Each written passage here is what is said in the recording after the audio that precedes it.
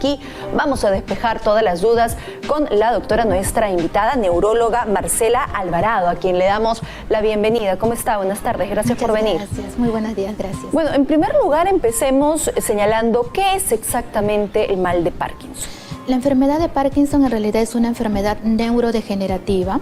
Se considera que en el Perú aproximadamente hay unas 30.000 personas con ese diagnóstico y aún así 3.000 cada año son diagnosticados nuevamente. Es una enfermedad progresiva que se debe a una deficiencia de múltiples neurotransmisores. El más importante de ellos es la dopamina, produciendo síntomas motores y sobre todo más adelante síntomas no motores a medida que avanza la enfermedad.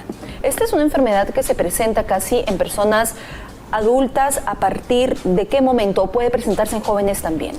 En general, lo usual es que se presente a partir de los 60 años, pero también hay Parkinson que son de inicio más temprano, que se puede presentar a partir de los 40 años. Sin embargo, hay casos más raros de Parkinson juveniles, que son de origen genético, y esos pueden presentarse incluso en personas mucho más jóvenes, por debajo de los 40.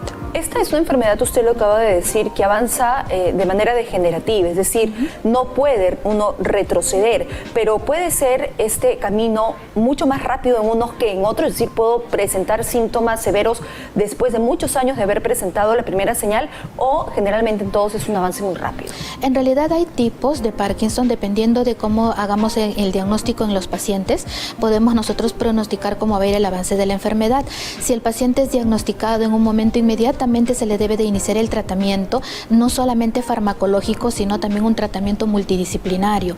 Eso quiere decir que debe ir con terapia física, rehabilitarse, debe ser un paciente que lleve un estilo de vida muy sano, un paciente que también lleve nutrición adecuada, que lleve tratamiento psiquiátrico, psicológico, porque recordemos que una persona que le digamos que tiene una enfermedad degenerativa, pues obviamente puede presentar síntomas de ansiedad, de depresión. Ahora, muchas personas se estarán preguntando, sí, es verdad, puede tener atención incluso de un psiquiatra, de un psicólogo, terapia, pero ¿qué tiene que ver la alimentación en sí mismo con la enfermedad? Más que ver la alimentación, ayuda para los síntomas propios del Parkinson. Por ejemplo, el hecho de dar fibras al paciente. El paciente con Parkinson tiende a ser un paciente estreñido. Incluso el mismo tratamiento que damos para el Parkinson, la levodopa, también por sí provoca estreñimiento. Entonces, más que todo para ayudarlo con los síntomas que se puedan presentar. Evitar algunas cosas como por ejemplo el café o alimentos que contengan cafeína, porque estos pacientes tienden a tener ansiedad, depresión. ¿Y es el alimento algo que pueda ayudar a acelerar también mi proceso o no? Más que acelerar es para paliar un poco los síntomas. Son solamente por los síntomas. Por el tema de síntomas. Los signos y señales a los que uno debe estar más pendiente, ¿cuáles son? Lamentablemente nos damos cuenta del Parkinson cuando ya se han apropiado los síntomas motores del mismo, cuando ya hay rigidez, cuando ya hay lentitud motora que nosotros llamamos bradicinesia, cuando ya hay ese temblor de reposo. En esos momentos de inestabilidad, incluso al caminar, vemos un paciente con pasos cortos, inestable, que incluso puede estar más adelante predispuesto a caídas. En ese momento nosotros debemos de estar alerta y llevarlo obviamente al neurólogo para poder hacer un diagnóstico apropiado, porque hay muchas enfermedades que son muy parecidas al Parkinson. ¿Y viene además el Parkinson junto a otras enfermedades? ¿Se presenta normalmente así? Sí, se puede presentar con otras enfermedades, no es lo usual, pero puede haber Parkinson con esquizofrenia, puede haber Parkinson con algún tipo de demencia como Alzheimer también asociados, puede haber Parkinson con epilepsia, no es lo usual, pero puede existir. ¿Y cómo uno puede realizar ese tratamiento? Es decir, ante los primeros síntomas, señales, ¿a qué se debe someter el paciente? El paciente debe asistir, como le mencioné, inmediatamente al neurólogo, porque lo primero que tenemos que hacer es un buen diagnóstico, un diagnóstico clínico, ayudados con algunos exámenes auxiliares para descartar que no se trate de un tipo de enfermedad parecida al Parkinson, que nosotros lo llamamos parkinsonismos. Es un grupo de enfermedades que se parecen mucho. Estos parkinsonismos en realidad son diversos, hay atrofias de múltiples sistemas, parálisis cerebral progresiva, hay degeneración por cuerpos de luz. En realidad hay muchos tipos de estos parkinsonismos y que clínicamente se pueden parecer al Parkinson. Por eso los neurólogos tenemos que evaluarlos y descartar que se trate efectivamente, porque el tratamiento y el pronóstico sobre todo puede cambiar. ¿Es mucho más complicado en el Parkinson? El Parkinson en realidad suele ser más leve, por así decirlo, que estos parkinsonismos. Lo que sí quizás convendría es descartarlo de un temblor esencial, porque a veces cuando vemos temblores inmediatamente pensamos que es Parkinson, cuando cuando solo se trata de un temblor esencial, y eso sí puede tener un manejo y ser mucho más benigno. ¿Qué tanto puedo detener el avance de la enfermedad? En realidad, si la persona cumple con el tratamiento, con la actividad física que se le recomienda, una calidad de vida impecable, hace rehabilitación, que es el otro 50% del tratamiento, la enfermedad de Parkinson tiende a tener un pronóstico mucho más llevadero, una calidad de vida mucho más adecuada. La persona puede prolongar las complicaciones motoras y no motoras de la enfermedad. Sin embargo, nada puede evitar que igual avance. Lamentablemente no, es degenerativo.